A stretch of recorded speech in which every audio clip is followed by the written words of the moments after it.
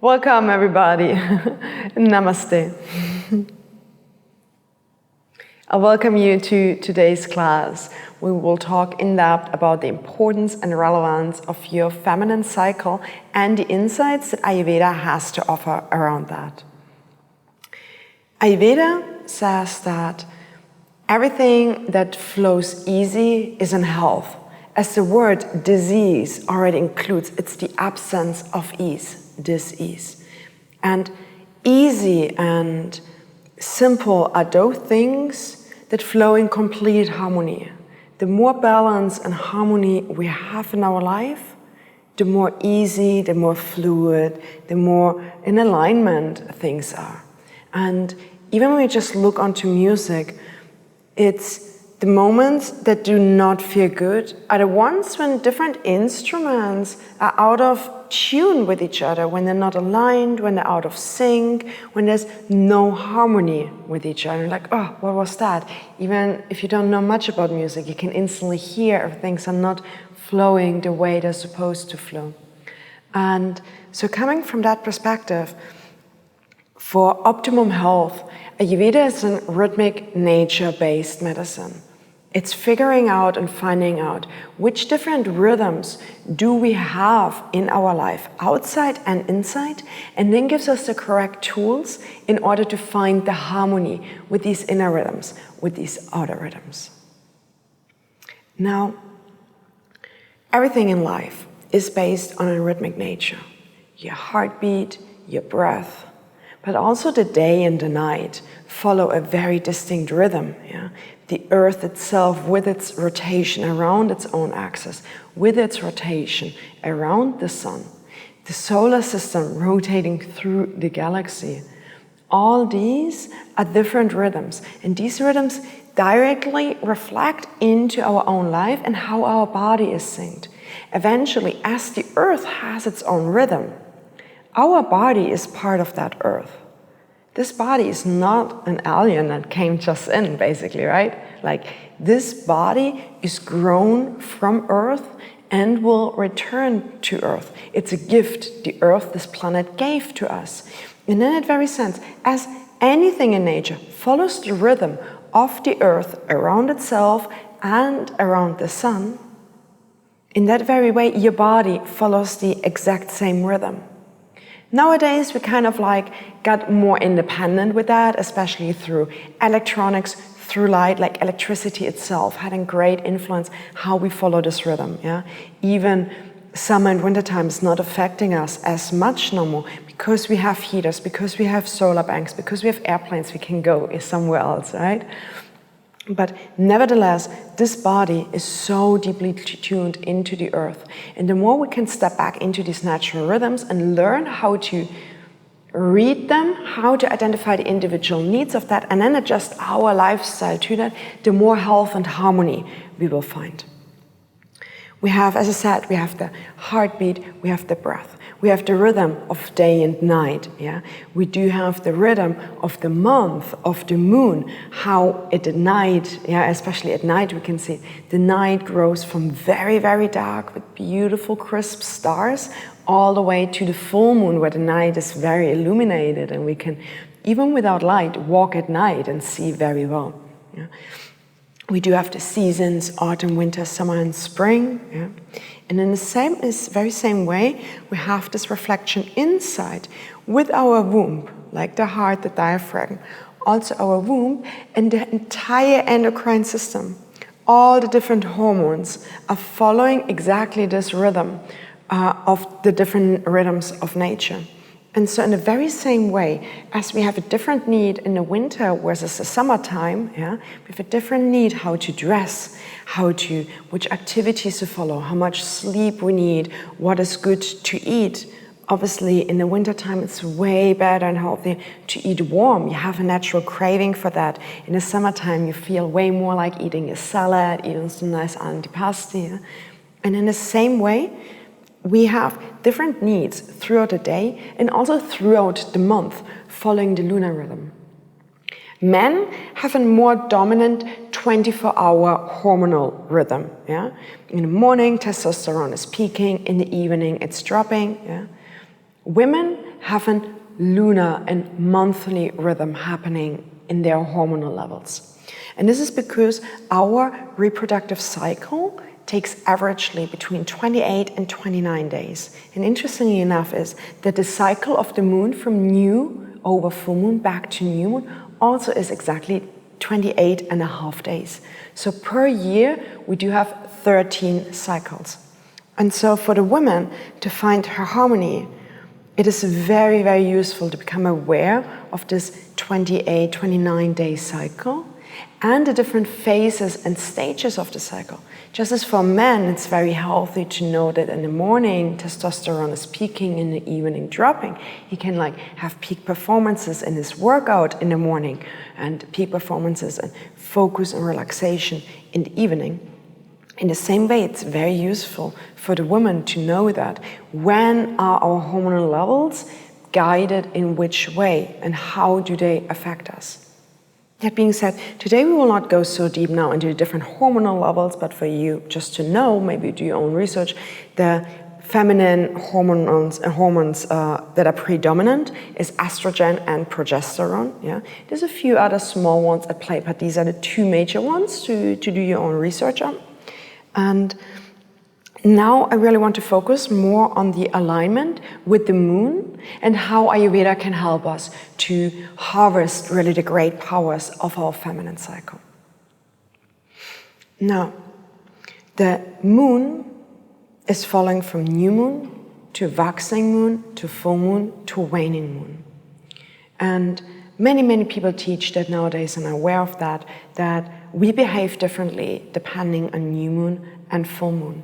And not only do we behave differently, because when we look back in very ancient times where we did not have electricity, just a few candles, obviously full moon time is the night if you want to do gatherings, if you want to have celebrations with people come together. Full moon time is the best time because the night is illuminated. You don't need artificial light for people to gather and sit and dance together all night long. Whereas the new moon, it's very dark, which is inviting us to return to home earlier, which invites us for more tranquility, just for more sleep, simply because we have less light. And in the very same way, our menstrual rhythm is working. Traditionally, women, in a most healthy way, bleed together with the new moon. There's different meanings behind which time of the month you're bleeding, different meanings behind, but the most healthy form, the most balanced, harmonious way of bleeding, of menstruation, is with the bleed, your period, during new moon. And it is very aimable also to start bleeding during new moon, and the practice can help you with this. And this is because the body's needs for rest are peaking during the menstruation. This is really the time we need stillness, where the body steps into deep release and detoxification process. And any one of you who ever did a deep detox, you know how sensitive the senses are to that time, right? Like how impactful every single stimulation can be, because we become so alert, so sensitive. So like the inner senses heighten when we are in a process of purification, detoxification. And the same thing is happening during our menstruation. Whenever we bleed, the body naturally is cleansing itself. And it's something very, very beautiful about being a woman. It's a great gift that we actually have, that we have every month a deep cleanse of our body through the menstruation. Many toxins are absorbed by the womb and then shedded with the endometrial lining into our period. And in this time, we have the same needs as our ancestors had before electricity with the new moon. We have a need for long nights. We have a need for rest. We have a need for limited sensory stimulation. In many traditions also, women were allowed to be completely by themselves among each other, while they're menstruating. Nowadays we interpret that, and it is nowadays also practiced in some parts of the world as a form of discrimination of the feminine, in the sense of like, she's dirty, she's not allowed to participate in the community. But the origin from that is something very, very beautiful. And that is, the community honors the feminine need during her bleed to rest, withdraw, and use these heightened, more sensitive senses in order to have more profound insights into herself, into her being, in order to rise into this deep spiritual potential that she has during the bleed. I mean, we have the potential to bleed, and actually without pain. Just because 99% of the women do have pain, it's not normal. It's very common, but not normal. Yeah? You can, and you have the absolute right and potential to bleed blissfully, completely, without pain. Yeah? You have the birthright for pain-free periods. And so this is something so special, that a woman can bleed without pain. That a woman can just bleed naturally. Like, this is like a miracle, right? Like, there's even some places where they like find something, I don't know, like a wooden cross or something that's bleeding. And I was like, wow, this is like something sacred. And in the very same way, this is something very sacred happening to us every single month. And so this used to be honored. That's why something like red tents got developed. That's huts for the women to gather among each other. And the other women of the tribe were taking care of the children, of the family, of the food, and just bringing also the food to these women so they can really focus on themselves, on the depth of this profoundness. And the same is happening also during new moon. During new moon, the ether, yeah, the space around us, the transcendence is in its peak. Things, because it's so dark, the depth becomes more obvious to us. We have more access because when it's very bright, we're occupied with the superficial. Yeah? Just as in the daytime, we see everything that's happening around us. But if we study yoga deeper and deeper, and we study the art of focusing and insight deeper, we will realize all this, what we see, is just an illusion. There is so much more behind that. This is not the limit. Yeah? There's so much more behind. And we know this just from relationships, right? Like, yeah, you see this person might seem like a very kind face, but there's more to that person than just the face. There's such a profound depth to everything that is. And this becomes very visible in the time of the new moon and in the time of the bleed, because through the absence of light, through the absence of light, the depth, the true reality, the transcendental sphere becomes so much more accessible through us. We pierce through the superficiality into the truth of nature, actually. We go and start to see beyond our vision. We start to see with our heart, with our intuition. And so to honor this, the best thing you can really do is to start tapping into deep rest, into withdrawal, into deepest simplicity throughout your menstruation. The menstruation also, it's why also the practice you will find in this series is very gentle. It's all about insight. It's all about feeling inside yourself, not much motion. And I personally can really speak from experience. Like, I love to move, I love to be active, I love to be active every day. I have a high drive also in life. And it took me quite some effort to accept, like, maybe I try resting throughout my period. And I had this tremendous fear also of like, oh, I'm missing out on something, I'm losing opportunity, I'm wasting time. But eventually, I'm now, as I'm resting for at least 3 days of my bleed, I'm personally accomplishing way more. My month got so much more productive. Before I did that, I used to really, after the period, for almost like a week, have like this really fogginess, sluggish, slow, unclear mind, feeling heavy and tired because I had to recover from my bleed. Now that I'm really resting there, I'm getting so much more productive, and I start after the period full of inspiration. I feel hyper creative. I'm bursting with freshness and life energy. And so from it being a draining time of the month, This practicing of rest, of darkness, really converted it into the time of rebirth, recreation, reinvention, refining myself, harvesting depths of inspiration and creativity. And it turned actually into my favorite time of the month, which is crazy. I used to like mark it when it's coming up in the month with a skull because I was so scared of it, right? And now it's like, yes, I'm bleeding soon. I can't wait for it because it feels so, so amazing when you really tap into that vibe. That being said, so these are like the major needs of the menstruation. With Ayurveda, you can go way deeper into that. Yeah, if you also want to know more about the basics of Ayurveda, check out the series with the Ayurveda Yoga that we have here. In this series, there's a bigger class about all the different qualities of the doshas, the forces moving the elements. And for you, just to know, the phase of menstruation is governed by Vata dosha, the force moving air and ether. Yeah?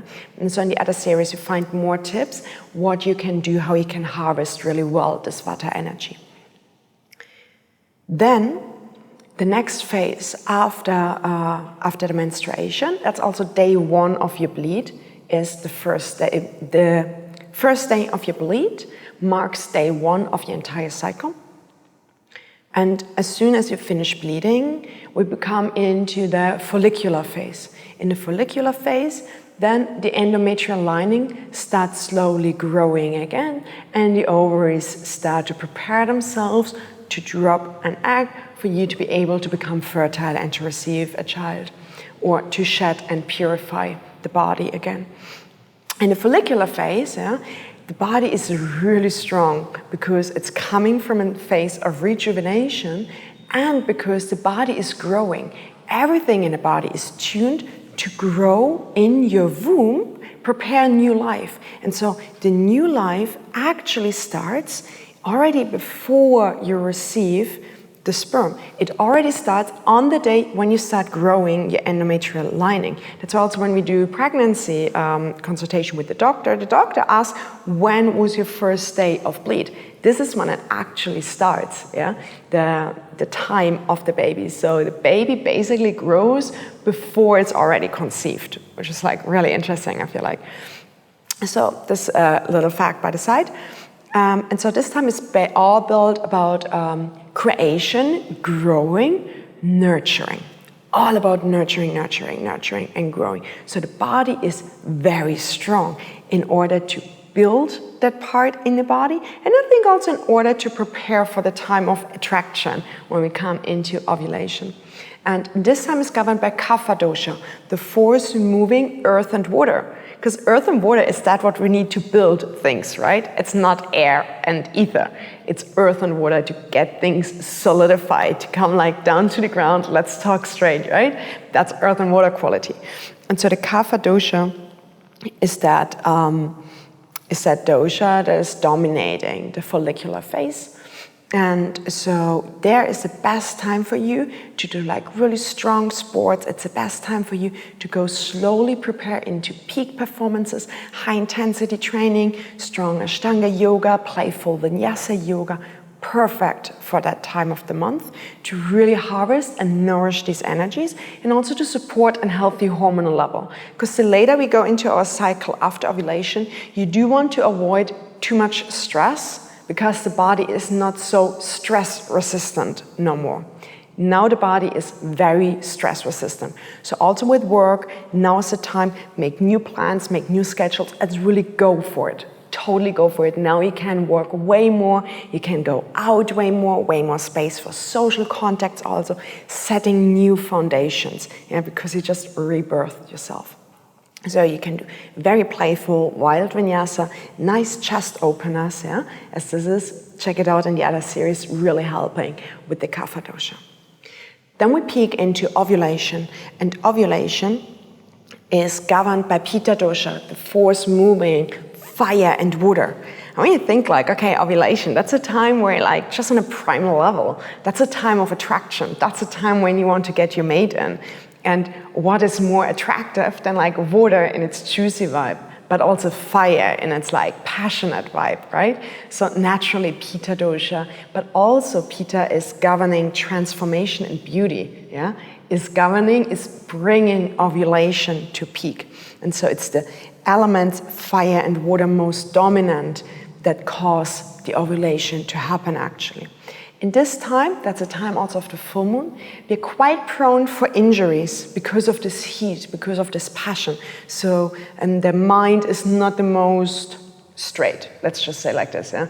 Hormones are at its peak, the body and its longings are very dominant. The rational aspect of the mind might step a little bit back to really support the body in its wantings. Yeah? And that being said, like there is a higher risk for injuries. That's why also in this series here, you will find a class that's way more gentle. It's in deep nourishing yin and really guiding you into using the senses, feeling the senses, because your senses, your external senses are so heightened. Menstruation, the internal senses are very strong. Ovulation, the external senses are very strong. And you can make really use of that. If you see things more clearly, you see things more vibrant, you feel more alive in the extroverted time. Yeah? That being said, to really balance it, we have an amazing yin yoga class here coming for you to really feel deep into that phase of ovulation. And if you might feel like really heated to that time, check out the other series where you learn a little bit more how to balance Pitta dosha. You can do this with diet, you can do this with different practices also. But it's all about, if you might feel like really heat at a time, it's about cooling down. Find ways to cool yourself down. After ovulation, your stress resistance is dropping and your sensitivities start to heighten again. It's a perfect time just to get things done. You have the natural urge as you peak from menstruation towards ovulation. Things are accumulating. You're getting very vibrant. Life becomes a little bit wild. You're becoming like very rhythmic and strong with life. Now, as it's peaking, it starts to drop down. And we're just like wrapping up. We have this natural in us. We live in a cycle. Yeah. Society wants this, but you go actually like this. And the more we tap into that, the more we will feel this. And so after ovulation, things wrap up. Things want to find enclosure. So many things that you started to prepare, finish them. Take off just your boxes. Get done your to-do list. This is something very natural coming for you. And find closure. And so also the yoga practice that you will find for this phase, it's all about finding closure. A lot of forwards folds, a lot of like embracing the body, a lot of grounding in self-love, reflecting on what have happened, yeah? And it's just finding stability. Like during ovulation, we kind of like fly, and then we want to come back to the ground. So grounding practices are very, very good for this time. We wander from Pitta into Vata dosha again. And so getting strong in your legs, start to open the hips for the menstruation, prepare for that, really regulate the nervous system. It's very, very healthy to do in order to like really reap the benefits from this time. Might also feel like that's a time then when PMS is kicking in usually. So this is really time to start to cut down on things that give you stress, cut down on your stress exposure, and in the same time, practice stress resilience. Yeah? This will help a lot. And the less sensory input we have and the more time for reflection we have, the more productive we actually will become, because we really go with this natural rhythm of our body to learn. We go with this natural rhythm of gaining wisdom about our life. And I can just speak from personal experience by really taking moments to reflect what went well, what did not go well, and creating new strategies, how to improve. I'm actually really getting better. Instead of just blindly keep running into one direction, we do less mistakes in the future, and so we become more efficient. So really taking these breaks is so vital for our life and so, so rewarding. I can so encourage you to do that. That being said, like, I wish you super much fun with the classes coming up. The classes are having two names. They have the name of the phase and the name of the lunar phase that is happening. And I can really encourage you to start practicing them first with your own inner rhythm, knowing when you have which part of your cycle happening, and then practice the class accordingly to really help you balance symptoms. But in order to start avoid symptoms to even arise, slowly start also adding a class here and there in the correct lunar phase. Yeah? So start, even if you're not menstruating on new moon, start slowly to create this space of menstruation around the new moon time. Slowly start creating the vibe, the energy, the practice of ovulation around full moon time. And the body will start to learn like, oh, that's really the time we actually have the space to receive what we need. And the body might slowly move back. Otherwise, there's different techniques to do to really help you get back into this most healthy, beautiful alignment. I'm speaking from own experience. Life changer, total life changer. They go beyond the scope of the group practice, yeah, but you can find resources about that, and you can also stay tuned on more material from me to come, yeah, and then do your researches. And in general, these yoga classes might already like really benefit you in moving your menstruation towards a healthy lunar cycle. Nevertheless, it helps a lot to just soothe your symptoms by practicing the class that is in alignment with your current cycle, and then practice it in alignment with the moon to slowly start preventing symptoms to arise. Just with the yoga practice might take up to 1.5 years to align. With the different other techniques, things might be possible within 3 months, but it's really techniques one needs a one-on-one. It's not possible in this distant group setting. So that's a way how I invite you to practice these classes. On these classes, I have very little focus on alignment because it's really just about finding comfort in the classes. And these classes are not exhaustive neither, yeah? So that means that, yeah, there's very little focus on alignment. So if you want to really learn more about the correct alignment, you're a little bit insecure, you can check out, I have an amazing series. It's called The Mastery of Sun Salutations, where we go so deep into alignment. So deep. You become the master, like Iyengar, seriously, of alignment if you check out the Mastery of Sun Salutation series with me. And this will really, really upgrade your alignment and your physical correct yoga practice game. But I invite you to take these classes really easy. It's not like, I'm super serious doing alignment yoga now. It's like really like, I'm feeling into my body, I'm tapping into my needs, I'm really tapping into not only the physical, but also the mental, emotional needs. Yeah, so it's a little bit a different character, as you might know it from my side. And that being said, and then also these classes, they're not exhaustive. That's an inspiration within that frame of like what feels good for me and my cycle to really rebuild this connection and to work with different symptoms coming up in the cycle. Yeah. So as I said, it's a little inspiration. If you want to go deeper, there's also a series Intro to Ayurveda, yeah, or Ayurveda Yoga, it's called exactly, where you find more in-depth classes that you can apply to the cycle. There is a Pitta class, there is a Kapha class, there is a Vata class, and you can apply them to your different cycles. Menstruation, Vata, follicular, Kapha, ovulation, Pitta, and then the luteal phase between ovulation and menstruation is first part is Pitta still, and then it more and more progresses into Vata, and you will feel that if you feel more heated or if you feel more scattered. Huh?